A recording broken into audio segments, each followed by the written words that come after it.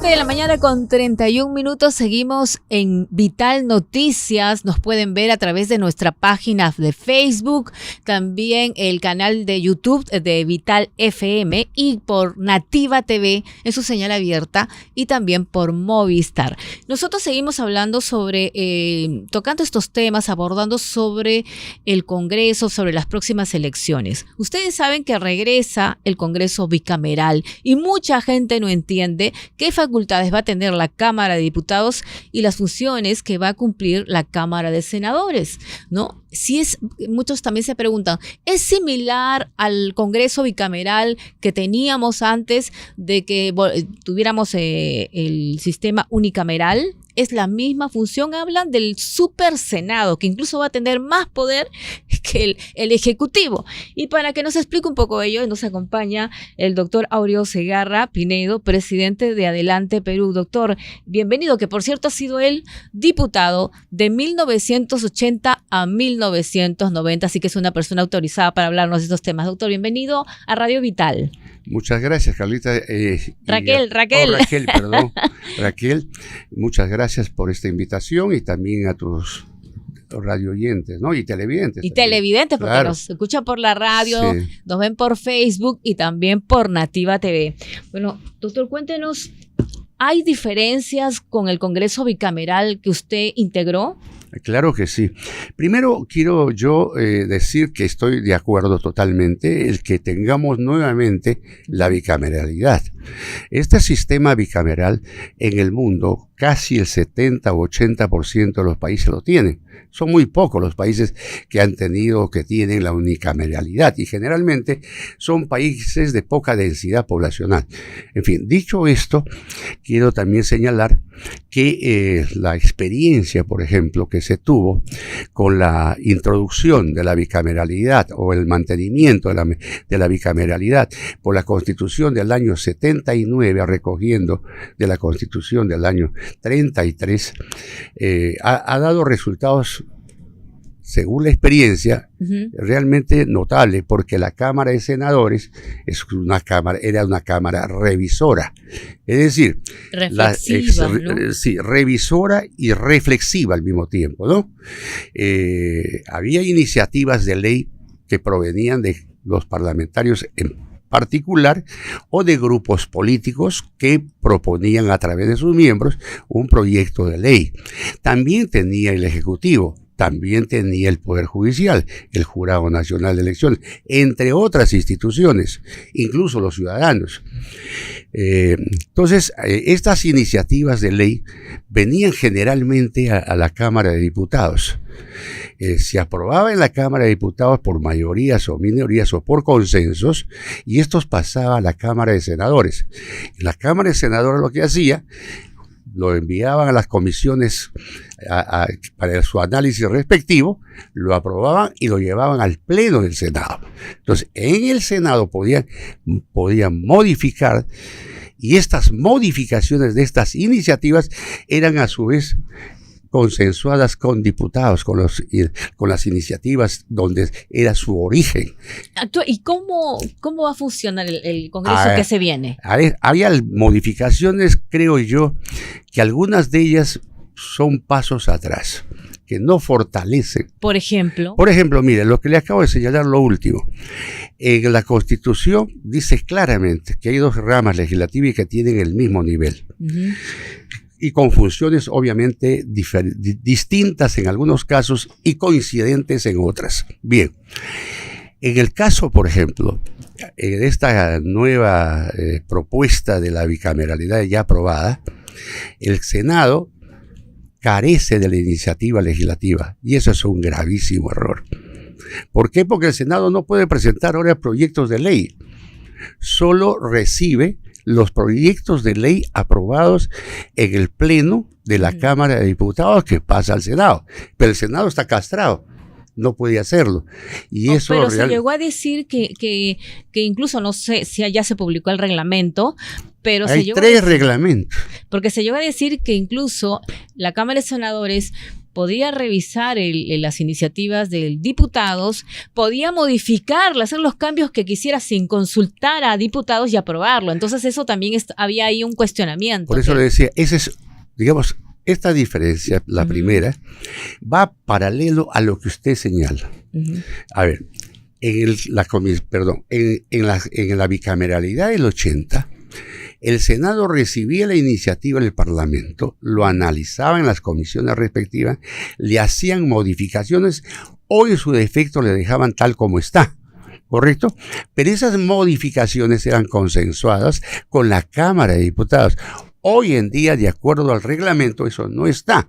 Y eso es ir contra el propio espíritu de la Constitución. ¿Ve? Entonces, yo lo que creo, además, hay otras cosas que le han quitado, por ejemplo, al Senado. El Senado del 80 podía ratificar a los embajadores, podía aprobar los ascensos de los coroneles para generales. Previo análisis, el Senado formaba una comisión revisora, una comisión evaluadora y revisora. Entonces se aprobaba esto, llevaban al Pleno del Senado, lo aprobaban y ahí estaban los embajadores y los miembros. Actualmente esa función no va a tener. No va a tener. Pero sí va a elegir otros funcionarios. Sí, claro que sí. Pero digamos que esto era una de las partes fundamentales para la vida democrática del país. ¿Y por qué digo la vida democrática del país? Porque el hecho de que el Senado sepa cómo está su Fuerza Armada y quiénes son los que los van a integrar, porque el Senado pedía las hojas de vida de cada uno de ellos, su experiencia y si estaban limpios o no. Claro. Ahora bien, claro, en esas épocas, según todas las encuestas posteriores, el Congreso de esa época era un Congreso muy respetable, ¿no? Pero se habla, entonces ¿no coincide usted con aquellos que dicen que que se está creando un super Senado que va a tener incluso más poder que el presidente de la República? Yo no creo que sea eso así, ¿no? Primero porque la figura presidencial se mantiene. El modelo presidencialista que ha tenido el Perú desde el 33, 79, fundamentalmente, mantenido por la Constitución del 93, se mantiene el modelo presidencialista. Lo que sí se ha hecho es la figura, por ejemplo, de la vacancia presidencial. Ya se ha logrado un avance importante, a mi juicio, que el Tribunal Constitucional diga con qué condiciones se debe dar la vacancia, ¿no? Porque de acuerdo a la Constitución del 93, la vacancia viene por traición a la patria, por disolver el Congreso, sin motivo justificado, por supuesto, porque se puede disolver un Congreso cuando se censura a 2 gabinetes, ¿no? Pero por otro motivo no. Entonces, hay por eso estos en el reglamento está establecido eso, o sea, pesos y contrapesos. Porque ¿no? Se habla, ¿no? Ahora es fácil vacar a un presidente, sí, ¿no? En un solo día. ¿Eso está establecido en el reglamento? Yo creo que ahí va a haber digamos, un análisis bastante sereno y tiene una gran responsabilidad el Tribunal Constitucional. Porque entiendo que la expresidenta ya Dina Boluarte, creo que ha presentado su abogado al Tribunal Constitucional. Ahí va a haber un recurso porque ella señala de que no se le permitió llevar su abogado con se ha hecho tiempo, pues una vacancia express, ¿no? Que se llama. Pero el debido proceso tenía que haberse cumplido, sí, ¿no? Y eso no se ha dado. Algunos dicen, sí, pero se le citó, pero se dice, oiga, ¿en qué momento se le ha citado? ¿No? Entonces, eso es discutible. Es bien discutible realmente, ¿no? Ahora, o sea, y el cierre del Congreso, porque también se decía, por un lado, bueno, también cada vez que el Congreso al presidente no le guste algo, va a tener tenía las facilidades de cerrar el Parlamento. No, el que sentó un precedente nefasto fue Vizcarra, ¿no? Pero con estos reglamentos eso ya no va a ser posible. No es posible. Ya hay candados ahí, ¿no? Entonces, yo creo que por eso se fortalece por un lado el Parlamento, pero por otro lado tampoco abdica de sus funciones el Ejecutivo, ¿no? Entonces seguimos manteniendo un modelo todavía presidencialista. Quizás no con la fuerza de antes, pero sí, creo yo, con la suficiente fortaleza como para poder resistir los embates que pueda tener el Parlamento, ¿no? ¿Qué opina Con decisiones equivocadas, por supuesto. ¿Qué piensa? Bueno, hay algunos que opinan de que estamos viviendo una dictadura parlamentaria. ¿Coincide? Bueno, sí. ¿Por qué coincido? Porque no hay diálogo, porque no hay consenso, porque no se pregunta a los interesados. Mire, el Parlamento que yo tuve el honor de participar, era impensable hacer una ley si usted no tenía por lo menos las opiniones técnicas de los sectores que van a ser involucrados por esta ley. Entonces, eso le fortalecía más bien a la ley. Y había muy pocos cuestionamientos con relación a esto, usted verá. Ahora bien, el Parlamento del 80 hasta el 92 fue un Parlamento que tenía no solamente como responsabilidad la fiscalización, sino también hacer que esta fiscalización sea, en la medida de lo posible, despolitizado. ¿Y por qué digo despolitizado? Porque fíjese, me acuerdo el año 86 se formó la comisión investigadora de los penales, de la matanza de los penales, ¿se acuerda usted? De los terroristas que se mataron, etcétera.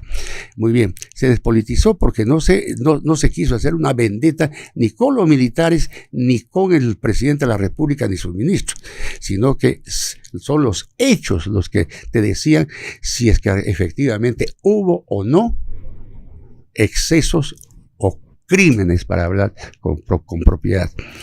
Por ejemplo, mire usted, en uno de los penales, más de 100 reos fueron victimados con un balazo en la nuca. ¿Ya? ¿Hay responsabilidad penal de quiénes? ¿De la parte operativa? ¿De la parte política? ¿Qué responsabilidad existe? Entonces ahí el legislador tenía que tener mucha seriedad, porque de por medio estaba posiblemente un proceso penal que te puede llevar pues por el magnicidio, ¿no? Y obviamente los que iban a resultar lesionados con esto eran miembros de la Fuerza Armada, de la policía o políticos, ¿no? Se acusa al Congreso de crear comisiones investigadoras simplemente como venganza política. Bueno, por eso le decía, o sea, había en el Parlamento del 80 al 92, había el máximo esfuerzo de no politizar, porque si usted politiza, que es diferente, claro, que es diferente a la política fiscalizadora, porque no puede renunciar el Parlamento a su deber de fiscalizar, pero desde el punto de vista también técnico, ¿no?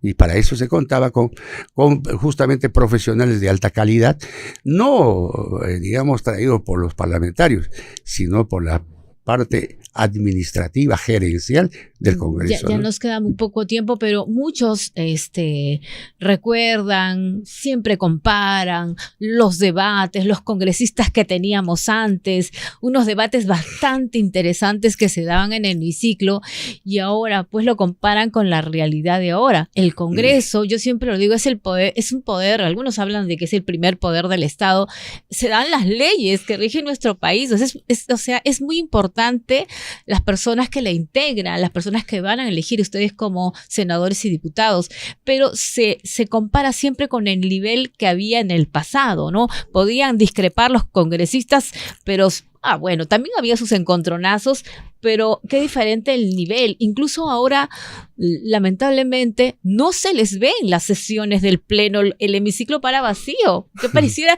antes estaba lleno, pareciera que no les gusta. ¿Qué pasa a los congresistas de ahora que no quieren estar en el hemiciclo, en las sesiones del Pleno? Querida Raquel, y quiero dirigirme a tus televidentes y radiovidentes. Una cosa es el problema de la pandemia que tuvimos, que justificaba eso. Pero otra cosa estos últimos años, ¿no? Es diferente. Entonces ya hay responsabilidad primero de la mesa directiva de no exigir la presencia, y segundo del propio parlamentario, su responsabilidad. Pero te comento que el Parlamento del 80 al 92 era un parlamento además que de tener esta responsabilidad de estar, como tú bien dices, presente en el pleno, los jóvenes que venían de cuarto y quinto de secundaria en las tardes, los chicos de las universidades en las galerías, debatíamos ideas, propuestas. Obviamente que podía haber encontronazos, pero siempre uno recordaba que arriba estaban viéndonos, estaban analizando, y por los canales de televisión igual, ¿no? Entonces había un poco más de respeto a la opinión pública, a las personas, ¿no? Bueno, aunque hay que reconocer, los congresos no gozan de popularidad a nivel mundial, ¿no? Y en Latinoamérica menos, pero sí, pues ojalá que el Congreso, que es un poder tan importante, recupere un poco esa aceptación popular y el prestigio, ¿no? Muchísimas gracias, doctor, por haber estado en los estudios de Radio Vital. Tenemos que hacer una pausa, ya volvemos.